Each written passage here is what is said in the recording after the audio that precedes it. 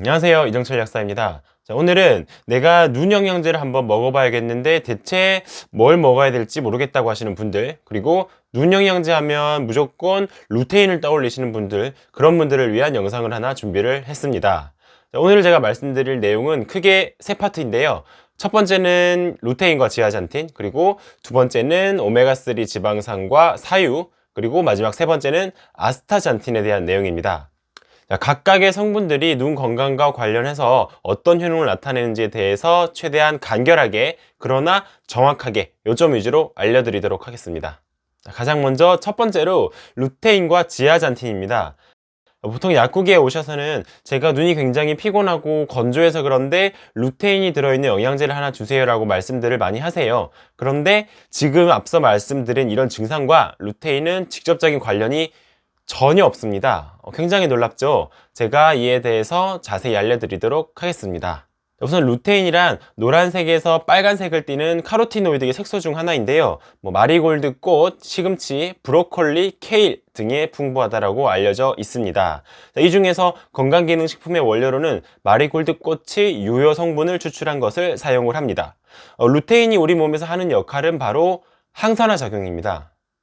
이 항산화제라는 단어 굉장히 많이 들어봤을 텐데 솔직히 말하면 정확히 어떤 개념인지 모르겠다는 분들이 대부분이실 거예요.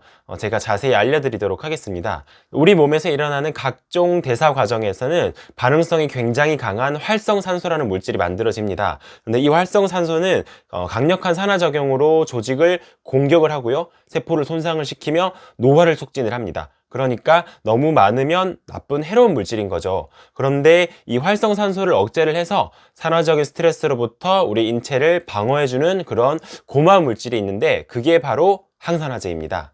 자, 그럼 이제 왜 수많은 항산화제 중에서 루테인과 지아잔틴이 특별히 더 눈에 좋다라고 하는지 알아보도록 하겠습니다. 자, 우선 첫 번째로 루테인과 지아잔틴은 눈 친화성이 굉장히 뛰어난 항산화제로 블러드 레티널 베리어라고 하는 혈액 망막 장벽을 통과하여 직접 눈에 작용을 할 수가 있습니다. 그리고 이들은 직접 황반을 구성하는 색소로서 그 역할을 하기도 합니다. 자, 그럼 이번엔 황반이 뭔지를 또 알아봐야겠죠. 자, 황반은 외부에서 들어오는 빛을 받아들이는 망막의 중심부를 말하는데요. 시신경이 밀집되어 있어 시력의 90% 이상을 담당한다라고도 알려져 있습니다. 자, 이 황반을 구성하는 카로티노이드의 색소가 딱 두 종류가 있는데요. 그 중에 하나가 망막의 주변부에 존재하는 루테인이고요. 그 다음이 망막의 중심부에 존재하는 지아잔틴입니다. 자, 그럼 이제 보다 더 자세히 눈 건강과 관련해서 루테인과 지아잔틴의 역할을 알려드릴게요. 우선 첫째로 사람이 나이가 들면서 황반의 루테인 밀도가 감소를 하거나 황반 변성을 앓게 되면 시야에 왜곡이 생기거나 맹점이 나타나고요. 혹시나 이게 습성 황반 변성으로 진행되기라도 한다면 점점 시력을 잃을 수가 있는데요. 이때 루테인을 공급을 해주면 황반의 색소 밀도를 증가시키고요. 그리고 노화를 막아줄 수가 있습니다. 자, 그리고 두 번째로 루테인은 눈에 해가 되는 블루라이트를 필터링 해줘서 눈을 보호를 하는데 이를 통해 망막의 시각세포 손상을 최소화할 수 있고요. 노화로 인한 시력 저하를 막아줄 수가 있는 겁니다. 자, 이와 관련해서 식품의약품안전처에서 고시한 내용을 같이 볼게요. 첫 번째 기능성 내용은 노화로 인해 감소될 수 있는 황반의 색소 밀도를 유지해서 눈 건강에 도움을 줄 수 있다라고 명시를 했고요. 이를 위해서 필요한 일일 섭취량은 루테인으로서 10mg에서 20mg으로 명시되어 있습니다. 그리고 섭취 시 주의사항으로는 혹시나 과다 섭취 시 일시적으로 피부가 황색으로 변할 수 있다라고 이야기를 합니다. 루테인 섭취 시 주의사항에 대해서 조금만 더 말씀을 드리면요. 고용량을 장기간 섭취 시 안정성에 대한 이슈가 있었습니다. 루테인을 고용량으로 장기간, 여기서 말하는 장기간은 8년인데요. 장기간 섭취를 했더니 이게 오히려 결정 황반 병증과 관련이 있는 것 같다라는 연구가 존재를 합니다. 물론 단편적인 연구라서 보다 더 오랜 기간 동안의 다수를 대상으로 한 확실한 데이터가 필요하긴 하지만 너무 높은 용량을 장기간 섭취하는 것은 조금 경계를 할 필요가 있겠다라고 참고를 해보시면 될 것 같습니다.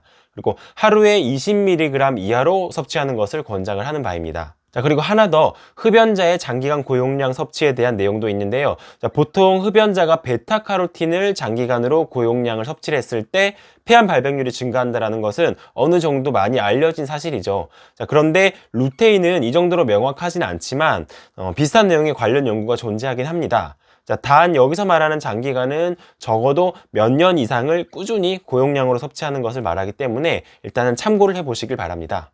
자, 이렇게 해서 여기까지 루테인에 대해서 알아봤는데요. 평소에 잘못 알고 계시던 눈 피로감이나 건조감과는 루테인이 사실 직접적인 관련이 없다는 것을 이제 아시겠죠? 사실 눈 건조감이나 피로감과 관련된 성분들은 따로 있습니다. 이에 대해서 계속해서 알아보도록 하겠습니다.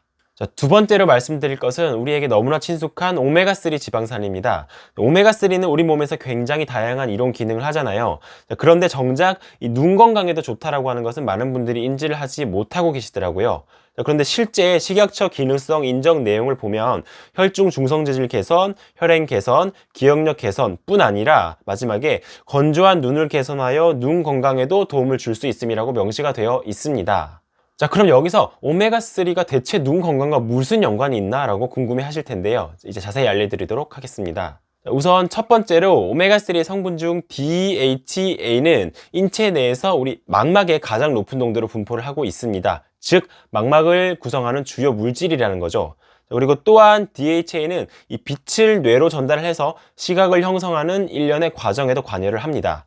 이런 부분들을 종합을 해보면 자, 구조적인 측면, 기능적인 측면 모두에서 DHA 섭취는 눈 건강에 도움이 된다는 거죠.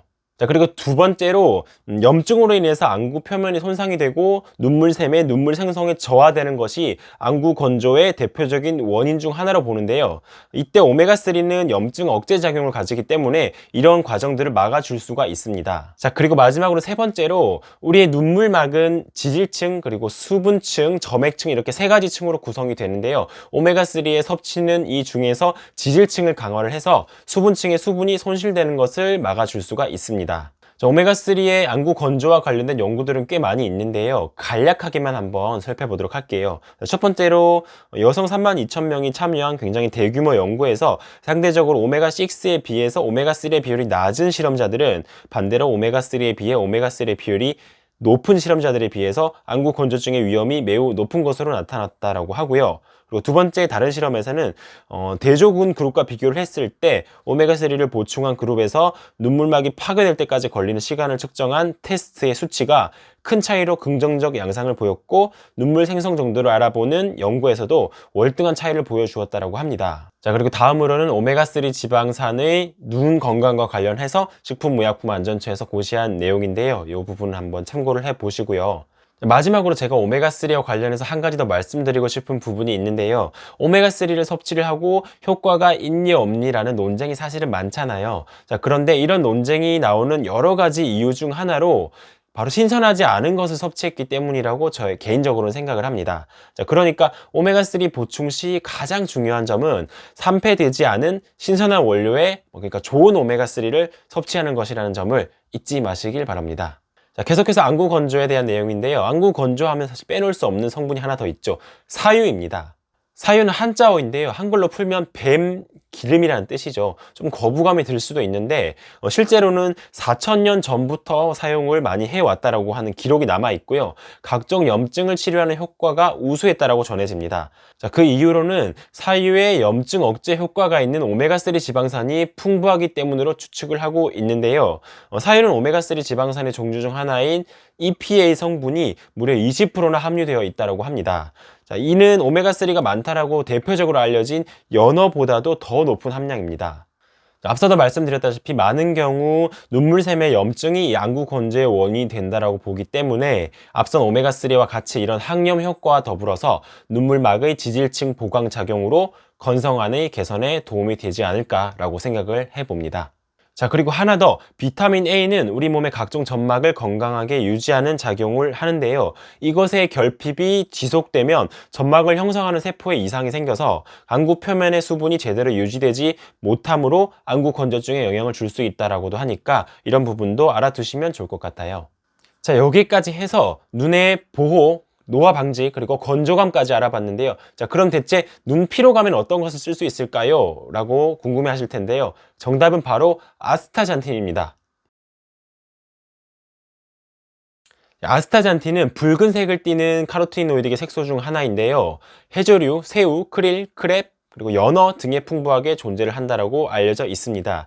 그리고 아주 강력한 항산화 효과를 가진다고 해서 슈퍼 항산화제라는 별명을 가지고 있기도 합니다. 이 아스타잔틴은 헤마토코쿠스라고 불리는 단세포의 녹색 해조류에 매우 높은 농도로 함유가 되어 있는데요. 그래서 현재 사용하는 대부분의 아스타잔틴 영양제는 이 헤마토코쿠스에서 그 유효 성분을 추출해서 사용을 한 것입니다. 그러므로 제품 겉면에 헤마토코쿠스 추출물이라고 써 있으면 이게 아스타잔틴이 포함된 영양제이구나라고 생각을 하시면 되겠습니다. 이렇게 강력한 항산화 작용을 가진다고 하는 아스타잔틴이 특별하게 눈 건강에 보다 더 도움이 되는 이유가 뭘까요? 우선 앞서 루테인과 마찬가지로 혈액, 망막, 관문을 잘 통과하므로 망막 전체와 모양체 근에 직접 작용한다는 점이 가장 중요하고요. 그리고 세포막의 유동성을 제공하고 그 기계적 강도를 증가시켜서 향상된 세포막의 기능을 가질 수 있게끔 한다는 점 또한 아스타잔틴의 특징입니다. 그냥 이렇게만 말하면 잘 와닿지가 않죠. 보다 더 구체적으로 눈 건강에 어떤 식으로 도움이 되는지 알아볼게요. 첫 번째로 강력한 항산화 작용을 가지기 때문에 활성산소로 인한 망막이라든지 망막 주변의 혈관의 산화적인 손상을 막고요. 각종 염증 생체 지표를 줄여줍니다. 그리고 두 번째로 망막의 모세혈관의 혈류량을 늘려서 모양체에 풍부한 혈액을 공급 가능하게끔 하는데요. 이로 인해서 눈의 초점 조절 능력이 높아지기 때문에 침침함과 시야 흐림을 개선할 수 있고 눈 피로감을 완화할 수가 있습니다. 이와 관련해서 실제로 인체 시험을 바탕으로 한 크고 작은 연구 논문들이 굉장히 많이 존재를 하는데요. 이런 각종 연구에서 말하는 효과에 대해서 정리를 해보면 첫 번째로 안구 혈류 속도 증가, 그리고 망막 모세혈관의 혈류량이 증가, 눈의 초점 조절력의 개선, 시각의 선명도 증가 등입니다. 관련해서 식품의약품안전처에서 고시한 내용을 살펴보면요. 기능성 내용으로는 눈의 피로도 개선에 도움을 줄 수 있음이라고 명시를 하고 있습니다. 그리고 이를 위해서 필요한 일일 섭취량은 아스타잔틴으로서 4mg에서 12mg 정도입니다. 이 부분이 굉장히 중요합니다. 왜 이 용량이 중요하다고 말씀을 드렸냐 하면 요즘 크릴 오일이 굉장히 뜨고 있잖아요. 이런 각종 크릴 오일 광고에서 보면 크릴 오일 속에 포함된 아스타잔틴의 여러 기능에 대해서 광고를 합니다. 그런데 실제 크릴 오일 섭취를 통해서 이런 아스타잔틴의 다양한 효능이나 효과를 기대할 수는 없습니다. 왜냐하면 이미 영상으로 한번 자세하게 다룬 적이 있긴 한데요. 크릴 오일 하루 권장 섭취량 속에 포함된 아스타잔틴의 양은 보통 0.2mg에서 한 0.4mg 정도가 되고요. 지금 말씀드린 것처럼 눈의 피로도 개선을 포함해서 다양한 이런 아스타잔틴의 기능을 나타내기 위해서 필요한 용량은 하루에 4mg에서 12mg 정도이기 때문입니다. 그러니까 굉장히 괴리감이 큰 용량이죠. 그러니까 과대 광고에 너무 혹하지 않으셨으면 합니다. 이렇게 해서 제가 오늘 준비한 내용은 여기까지이고요. 오늘 시간 관계상 자세하게 다 말씀드리지는 못했지만 알려드린 성분 외에도 눈 건강에 도움이 될 수 있는 것들로는 빌베리 추출물, 그리고 피크노제놀, 베타카로틴, 아연, 셀렌, 구리, 글루타치온 이런 항산화제들 종류랑 비타민 B군, 이런 성분들 역시 평소 눈 건강 관리에 도움이 될 수 있고 피로감 개선에도 어느 정도 효과가 있을 수 있으니 참고를 해 보시길 바랍니다. 구독과 좋아요 눌러주시고요. 영상 시청해 주셔서 감사합니다.